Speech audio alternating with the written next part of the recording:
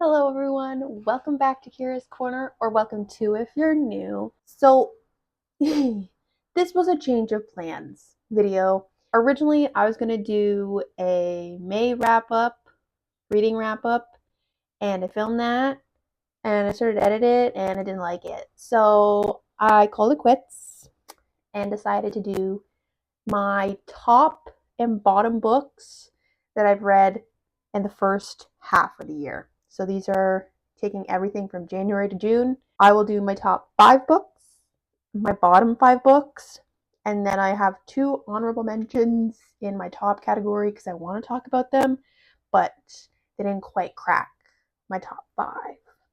So that's what this is going to be. Instead of it being nearly an hour long video, I'm hoping this is a lot shorter. We'll see. You never know. I do tend to yap a little bit, but all that being said, let's get into the best and the worst books I've read in the first half of the year.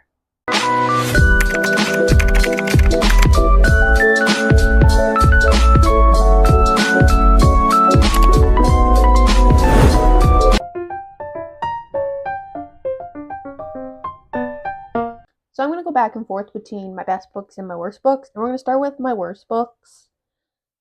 Actually, scratch that. We're going to talk about my honorable mentions. We're just going to get them out of the way now. So, both of these books I loved. They are both 4.5 stars.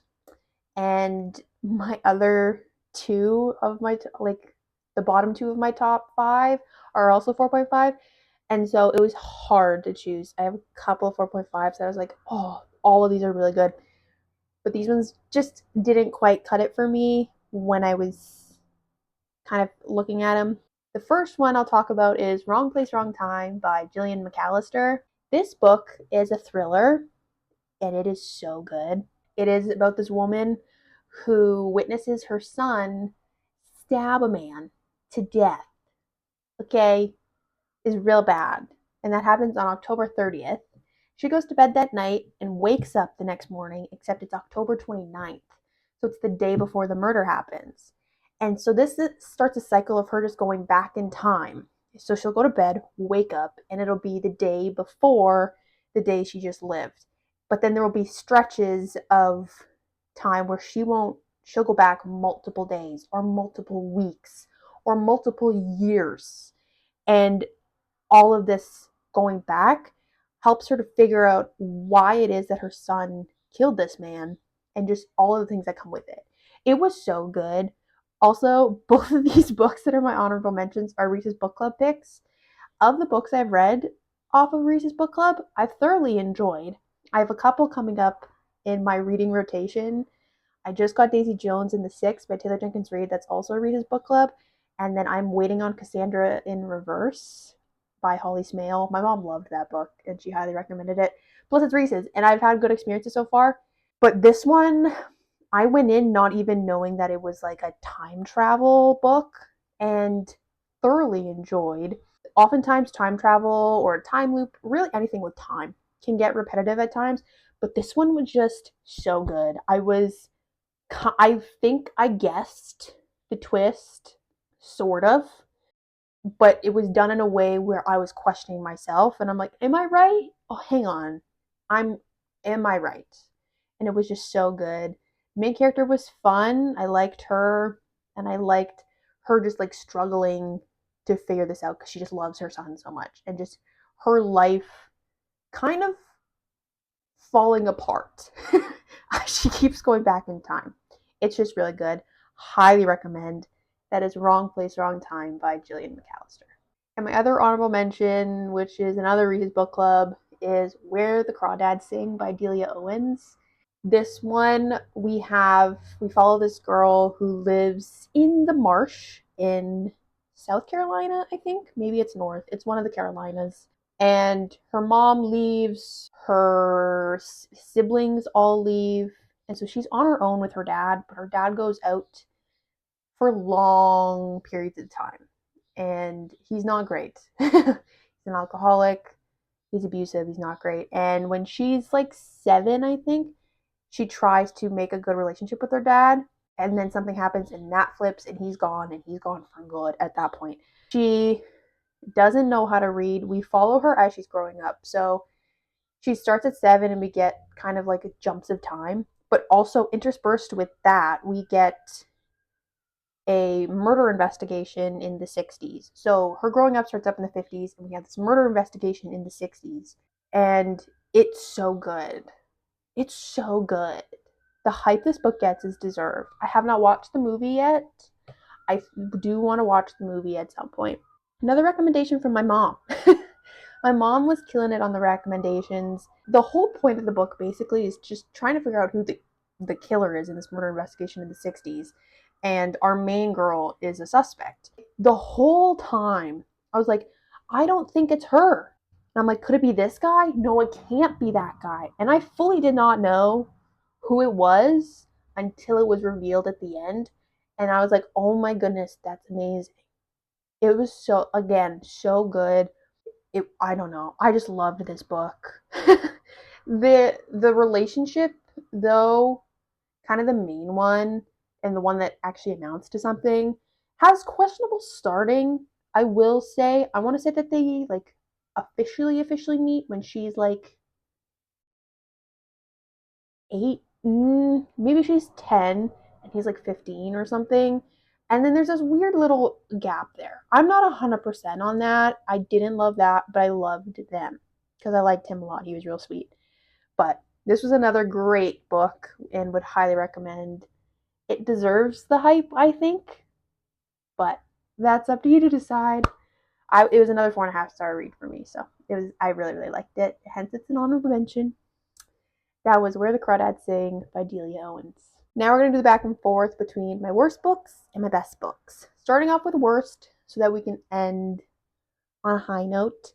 This book would be number 5. It's not the worst one, but it's close. And that is Offside by Avery Keelan. I gave this 3.25 stars. This was a college hockey romance. It was a Kindle Unlimited read, so I just kind of picked it up to have something quick to get through. I read this on a road trip, so it was something I could just quickly get through. I honestly could not tell you what this book is about. Nothing stood out. It follows a lot of the same things as your standard hockey romance, sports romance in general. There's a girl, I don't remember if this is the one where she hates sports or not. There's a couple where she hates hockey. And then he's like the captain, but he's always like the captain or something. I cannot remember. I could not tell you what happened in this book. But as per all, got smut heavy after 50%, which I wasn't a huge fan on. I'm not a huge fan of smut. So, yeah, I don't know. Clearly it didn't stick. I couldn't tell you what it's about. But I mean, if you love a hockey romance, college romance, it's your standard. It's a quick read. It'll help you get to a reading goal. I don't know. I wouldn't recommend, but that's just me. So that's Offside by Avery Keelan. Now for my number 5 on the best side of things, we have Better Than the Movies by Lynn Painter. I gave it 4.5 stars. It's a YA contemporary romance. It's an enemies to lovers, but kind of not really. And so we follow Wes and Liz, I think is her name. She's the daughter of a romance screenwriter, and she wants to honor her mom's memory by having the perfect boyfriend. And so when Michael moves back to town, she's like, this is the one, he would be perfect. And so she gets Wes to help her catch this guy's attention. You can kind of figure out what goes on from there. This was just such a fun romance. I was kicking, giggling, laughing, just smiling, had a good time with it. I love Lynn Painter. I've read a couple of Lynn Painter's books. I read The Do-Over, which is also really good. And then most recently I read Mr. Wrong Number, which I found hilarious. I still have a couple more. I want to kind of just get through her entire, you know, all her books. I don't know what that is. Canon, I guess, kind of, but not really. It's just really good. I thought it's so good. I would recommend. Clearly, I loved it, and I want other people to read it. She doesn't write smut, which is great. even in her adult romance, which was Mr. Wrong Number was an adult one, and that one also didn't have any smut. I love. It's great because that's not a huge plot point. But yes, better than the movies. It read like a movie, which I loved. Sure, it was super predictable, but I kind of liked that. So it was just kind of comfy, and I had a good time with it. Wes and Liz, they're great. I love them. I cannot wait for their sequel book. Oh, it's gonna kill me because I read the synopsis and I'm gonna die. But it's okay. It's gonna be great. I freaking can't wait. I love Lynn Painter. So that was better than the movies by Lynn Painter. Number 4 on the worst is Collide by Bala Cabra. This is another college hockey romance on Kindle Unlimited. And again, I couldn't tell you what this one's about. I think this is the one where the girl hates hockey and is in like a sports psychologist program or something, and she gets sent there for her final project. I don't know. I think that's what this one is, but could be completely wrong. I gave this 3 stars. I liked this one less than Offside. I don't know.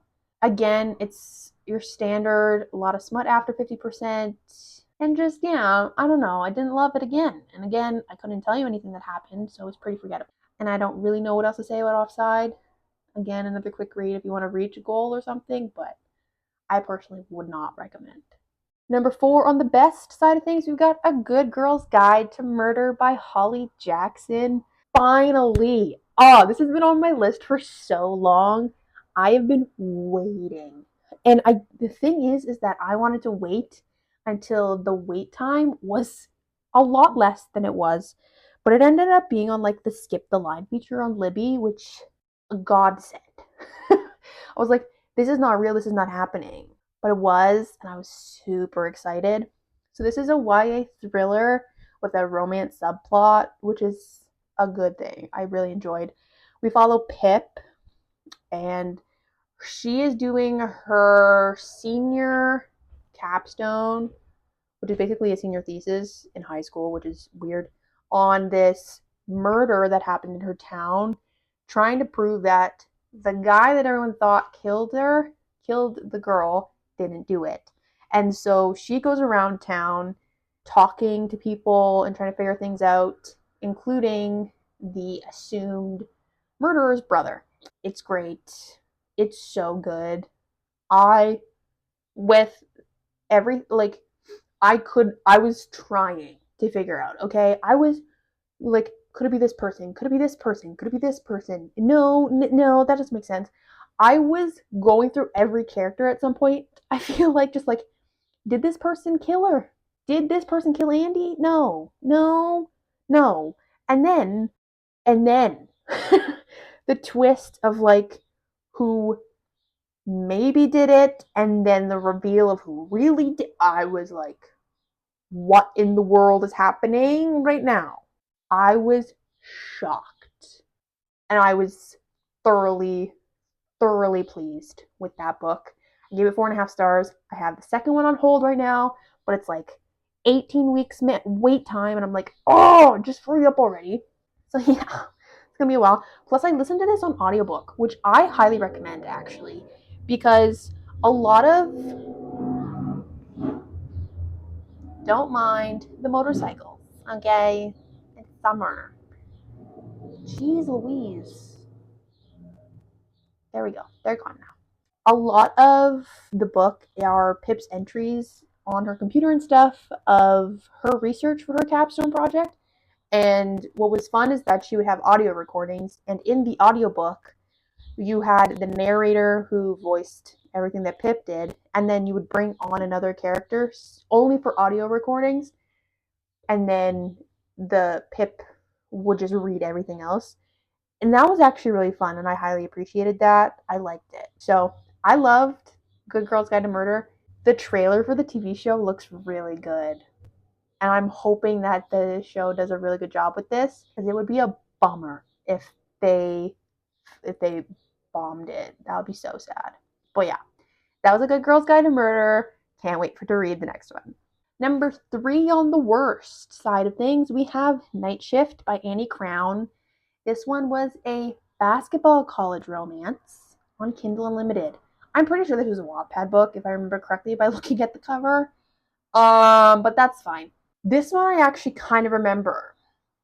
because I remember hating it so much. So with this one, don't ask names because I don't know them. Other than the guy, I do remember his name, but main girlie couldn't tell you. She works at her campus's library on the night shift. And so one night, Vincent, who is on the basketball team, he comes in looking for a book for a paper he has to write, and she ends up helping him out.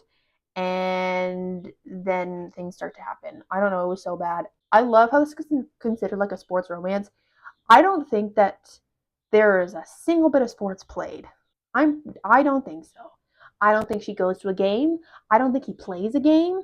I don't recall any of that happening. I just remember a lot of smut. Pretty much from the get-go. I don't know. It wasn't good. I didn't like it. I didn't like the couple. I didn't like their chemistry. Didn't like it at all, and I wanted it to end. I gave it 2.5 stars. I honestly could make it lower, but I don't know. It's not good. Would not recommend. The Night Shift. And then number 3 on the best side of things, we have Yours Truly by Abby Jimenez.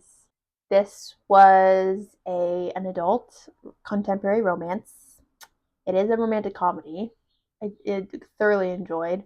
So we follow Bree, and she is an ER doctor, and we follow Jacob, I think is his name. I've forgotten already. That's bad. It's fine. He is also an ER doctor, but he's a new doctor to her hospital, and he has pretty, I wouldn't say it's severe, but he has a lot of anxiety. And so when they first meet, it's not great first impressions. He's considered Dr. Death at the hospital because he lost like 7 patients on his first day, which is super rough. To be fair, that's real rough. But the first time they officially meet, it's already again not a good thing. And to kind of apologize for how rude he came off, he wrote Bree a letter. And so then they start trading letters at work, and that was super cute. And eventually what ends up happening is they decide to fake date because Jacob's ex got engaged to his brother. I think it was 6 months after they broke up. I want to say it was something short and is rough for sure. And his family's like, we will not go to the wedding. This is not good. And Jacob lies and says that he's been seeing someone at work. And so he brings Brie along, and she's down. She's totally down. It's great. Abby Jimenez has quickly become a favorite author of mine. I will talk about another one of her books shortly. But this book was so good. I loved it. I loved every minute of it. I listened to most of my books on audio, and I was listening to this one at work, and I had to try so hard not to like physically laugh while I was working. And I appreciate that in a romantic comedy, okay? I need to be, if I'm enjoying myself, it's great. The banter, so good. Abby Jimenez writes men like no other, okay? Her men are down bad half the time. And they're just amazing, and I love them. I liked how she portrayed anxiety throughout the book. That was something interesting to me. I have many people in my life who struggle with anxiety. I don't know if any of them are quite to the extreme that Jacob is, but I know it's a mental health issue that a lot of people struggle with, and it's kind of nice to get a little bit of representation in this way. But yeah, I really, really loved it. And Abby Jimenez doesn't write a ton of smut, which is great. I'm here for. I love it. But yeah, Yours Truly was super duper cute. I loved it. The cover is so cute, guys. Oh, man. It was just so good. Would highly, highly recommend. I gave this 4.75 stars. I loved this book so much. 100%. And again, she's another one that I'm going to just read all her stuff. All of her stuff's on my TBR. I just have to get it somewhere, somehow. But it's fine. It's fine. That was Yours Truly by Miss Abby Jimenez. Back to the worst side of things. Number 2, we have The Fifth Wave by Rick Yancey. So this is a YA dystopian, I think. I didn't like it. I gave it 2.5 stars. It's also the first of a series, which I won't be continuing because I didn't like the first one enough to even bother. So we follow, I don't know her name. The world has been invaded by aliens and they come in waves. Don't ask me the names or what happens during the waves. I don't know them. She ends up meeting this guy after she's been shot by a sniper sort of like person. I'm again not sure. And she and him kind of bond. And then another side plot is she's trying to save her brother who's been taken. And another little side plot is this guy she had a huge crush on in high school, and he's like working with the government or something. I'm not 100% on that either. And then her brother. I don't know. There's a ton of POVs at one point, and I got confused. This book was like white noise to me. At work, I'm not always like, whenever I get into conversation with someone, I'm not always pausing a book, and I'm not going back for the most part. But most of the time, I'm able to continue like, what did I miss and catch up. With this book, I couldn't, and I couldn't care either. Like it was in one ear out the other. I just didn't I didn't like it. I maybe am wondering if I was just too old for it. I love a YA, but this I don't know. Maybe if I was younger, I had seen this book everywhere. I feel like when I was younger in like my public library and my school libraries and such, and I just never picked it up. And I just didn't like it. So that's the fifth wave. I'm sorry if you love it and you love the series, but I won't be continuing because I didn't like the first one. Number 2 on the best, we have Part of Your World by Abby Jimenez. So technically, Part of Your World and Yours Truly are in the same world. Yours Truly follows people from the first book. So the Part of Your World we follow, crap, don't know her name. It's been too long. She is an ER doctor in the same hospital that Bree is in, and she's Bree's best friend. So I'm going to let you know now, if you're going to read these books, read Part of Your World first, because Yours Truly does spoil how Part of Your World ends. So, just to clarify. So we follow Bree's bestie, and she is from this legendary, uber wealthy family who has this legacy at this hospital. And where they've had someone from the family work at that hospital for 125 years. Like there's been no breaks. And so when her brother, who's also a doctor, he decides to up and move because he married someone and moved to Cambodia, she is now tasked with having the legacy of being the one to continue working at this hospital. She went to her aunt's funeral, I think, and as she was driving back to her home, she got stuck in a ditch, and this guy helps her out, and she goes into this little town. Turns out this man is also the mayor, but he does like it's a little town, they don't really need one. And they end up having a one night stand. But the next morning, not even like middle of the night, she freaks out because she sees his wallet and his driver's license, and it turns out he is 10 years younger than she is. So she freaks out and goes home. However, the problem is they both can't get each other out of their heads. So we have that little thing going. It's super duper cute. So it's just so good. Another one where as I was at work trying so hard not to laugh. There were a couple of times where I actually let out a chuckle, and I'm like, I can't do this. I'm at work. I'm in public. Kara, calm down. It was so good. There's one scene. Every time I talk about this book, I think about this scene. I physically, and of course, I was at work when this scene came on. I had to stop what I was doing, and just be amazed at the hilarity of it. It was so good. It's so funny. I love that scene. It's the best scene in the entire book.